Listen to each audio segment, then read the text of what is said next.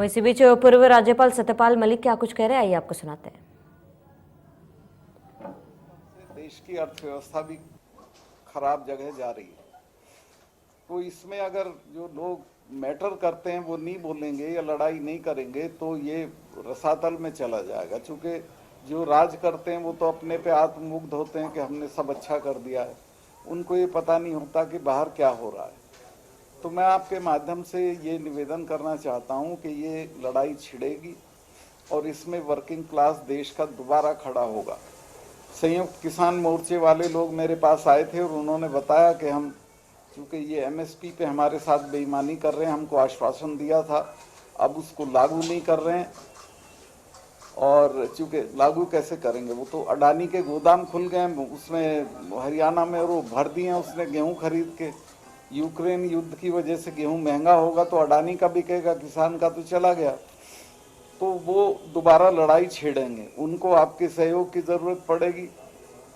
Working class के जो दूसरे तबके हैं, सैलरीड क्लास है, अब उसकी पेंशन ख़त्म कर रहे हैं जगह जगह। कुछ स्टेट तो कह रही हैं कि हम ओल्ड पेंशन देंगे, कुछ कह रहे हैं कि हम नहीं देंगे। इसी तरह रोज़गार का सवाल है। फौज एक होती थी जिसमें छोटा किसान बेचारा अपने एक बेटे को भेज देता था, वो दूसरे के बेटे को बुला लेता था, तो उसका परिवार का एक जुड़ाव रहता था देश के साथ। वो भी अब करीब करीब ये जो क्या योजना बोल रहे अग्निवीर, इससे वो खत्म। 3 साल के लिए कौन मरने के लिए जाएगा, मजबूरी में चला भी जाएगा तो उसको वो जो देशभक्ति का जज्बा है वो नहीं पैदा होगा। तो इनको अंदाज नहीं है कि कितना नुकसान देश का कर रहे हैं। अग्निवीर बहुत ही घातक योजना है, ये तत्काल वापस लेनी चाहिए।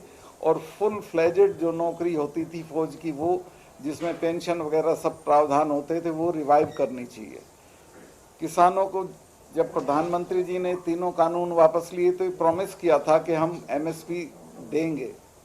और मिनिमम सपोर्ट प्राइस का मतलब ये है कि मिनिमम सपोर्ट एक दाम तय हो जाता है और उसमें वो होता है लागत के मुताबिक कि इससे नीचे जाएगा तो सरकार बाजार में इंटरवीन करेगी।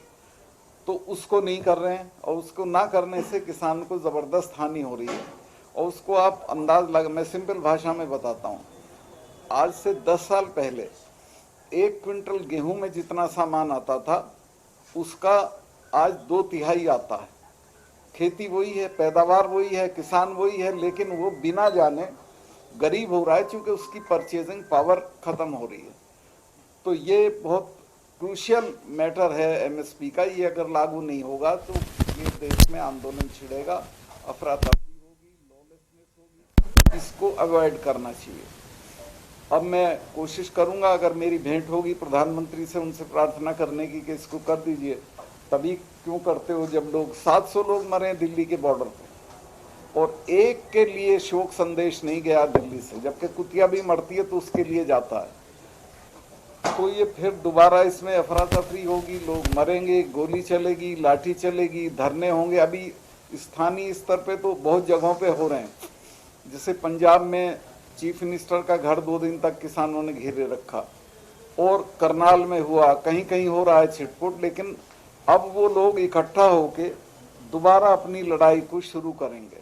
तो मैं उसके लिए आपसे सहयोग मांगने आया हूं कि कहीं भी किसी भी वर्किंग क्लास की, चाहे वो पत्रकार हों, शिक्षक हों या सरकारी कर्मचारी हों, उनकी जो लड़ाइयाँ हों उनमें आप प्रबुद्ध लोग हैं, आप की तरफ देश देखता है, आप उसमें सहयोग करिए और उसमें अपनी ओपिनियन भी दीजिए। चूँकि ये देश में राय बना दिए कि साहब प्रेस तो सब कब्जे में कर लिया, ऐसा नहीं है। देश में बहुत लोग हैं प्रेस में जो ठीक से सोचते हैं। तो इस काम से मैं आया था, बाकी मैं आपके ऊपर छोड़ता हूँ। कोई सवाल करेंगे तो मैं जवाब दूंगा। आपकी तरफ से सवाल?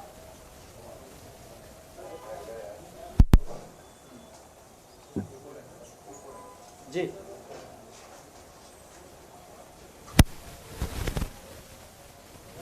बार बार गुजरात मॉडल की बात कही जा रही है। 27 साल से देखा जा रहा है गुजरात मॉडल को। आपको लगता है इस बार भी जादू चलेगा? कोई खास वजह नजर आ रही है सर उसकी? नहीं, गुजरात का तो म्यूनिसिपैलिटी का चुनाव भी सांप्रदायिक करके जीतते रहे हैं, इस बार उस तरह का नहीं है। और गुजरात तो मैं घुमा हूँ, इनके चुनाव में गया था खुद नरेंद्र मोदी जी के, मैं इनका प्रशंसक था।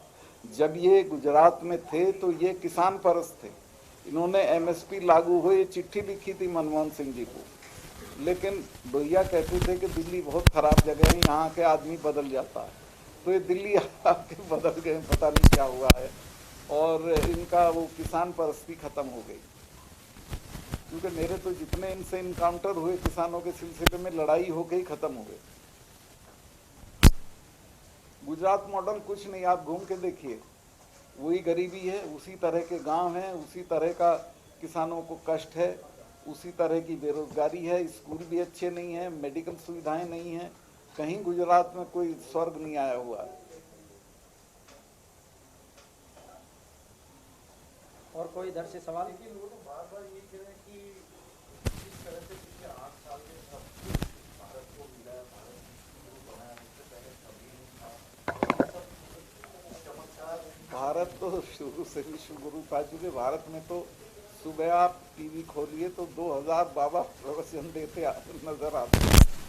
कुछ नहीं हुआ। मुझे समझाओ आप, क्या 8 साल में आपने क्या देखा?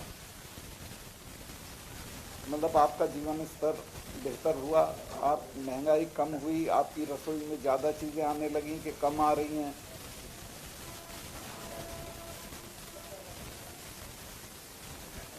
ये विश्व गुरु का एक अजीब नारा, भाई काहे के गुरु बनोगे, क्या तुम सुई बनाते नहीं हो, मैक्सिमम चीज़ें इंपोर्ट करते हो आज भी।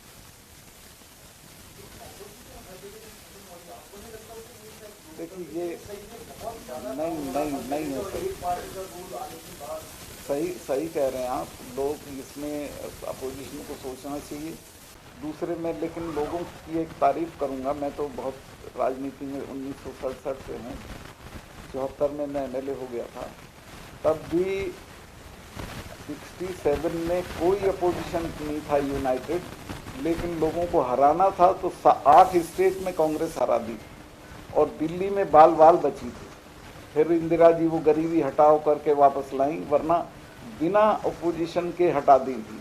तो जब तय कर लेंगे लोग तो फिर वो ये इंतजार नहीं करेंगे कि ये इकट्ठा होकर जुलूस लेके आएंगे हमारे यहाँ। फिर भी मुझे लगता है कि चुनाव आने तक अपोजिशन में इतनी सद्बुद्धि आ जाएगी कि एक के मुकाबले एक उम्मीदवार हो।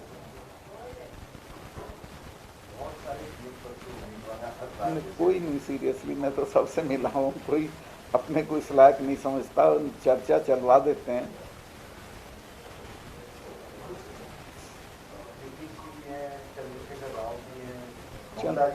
देखिए ममता जी कभी, देखिए ममता जी अपने बारे में ऐसा नहीं सोचती जी।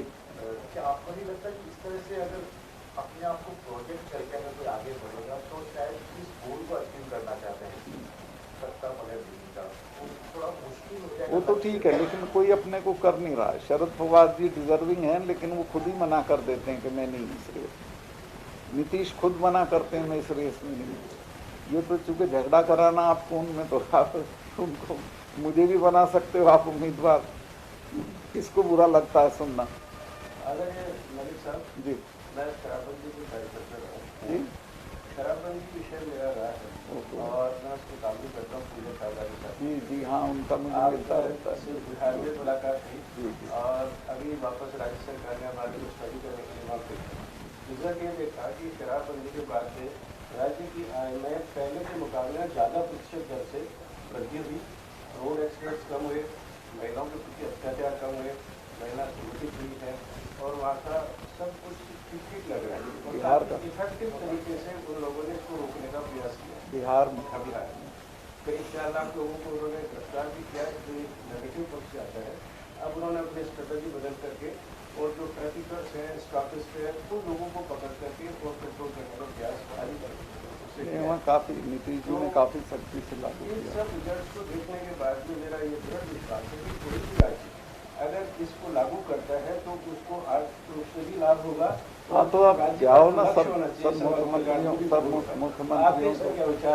नहीं, मैं तो शराबबंदी के पक्ष में हूँ, क्योंकि मैंने तो छुई भी नहीं बारे में भी कुछ कहेंगे या राज्य सरकार? नहीं, मैं राज्य सरकारों से आग्रह करूंगा कि शराबबंदी करें।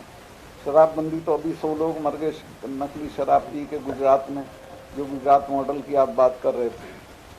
मर गए। इसके बाद वो अभी पुल टूट के मरे हैं, जिसका टेंडर भी नहीं दिया गया था, बिना टेंडर के पुल दे दिया था। वहाँ का भी स्टडी किया हमने, वहाँ पे जो लूपहोल्स उन्होंने छोड़ दी कि मेडिकल एडवाइस के ऊपर उनको शराब मिल सकती है, जो कि बिहार में ऐसा कोई स्कोप उन्होंने नहीं छोड़ा।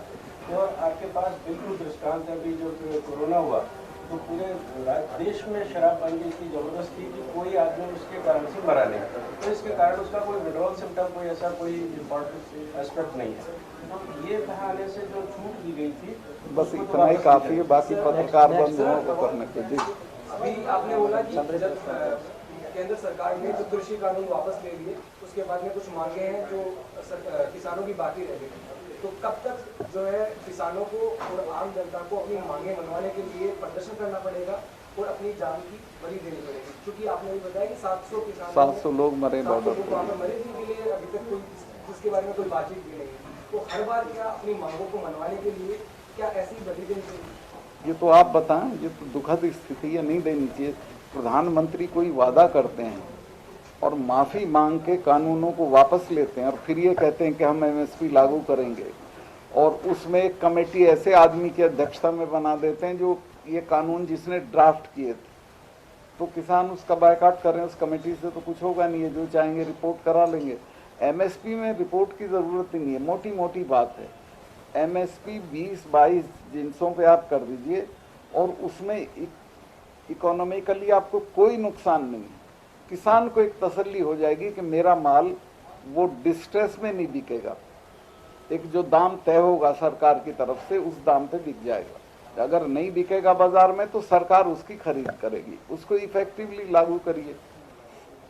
सर, आप करीब 5 दशक से ज्यादा वक्त से जनप्रतिनिधि के रूप जी में जी पहले आप 74 की बात जी जी हालांकि ये डायरेक्ट दूसरी पार्टी का मामला कांग्रेस की राजस्थान में जिस तरह से सीएम की कुर्सी को लेकर चल रहा, आप रेगुलर विजिट करते हैं यहाँ पर, लोगों से भी बातचीत करते हैं, फीडबैक भी मिला होगा, जिस तरह से सीएम की कुर्सी को लेकर यहाँ मतभेद चल रहे हैं सचिन पायलट अशोक गहलोत ने, कुछ सजेशन दोनों को देना चाहेंगे? दोनों की आजकल कौन किसका सजेशन मान रहा है? मुझे क्यों गलत फहमी में आप डालते हो कि मैं सजेशन दूं?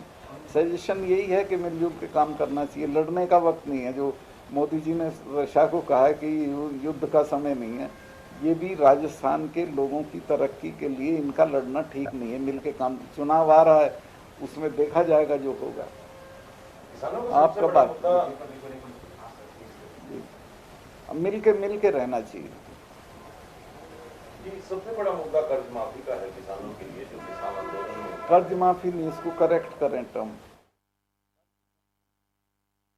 तो पूर्व राज्यपाल सत्यपाल मलिक को सुन रहे थे आप, जहां पर उन्होंने सरकार के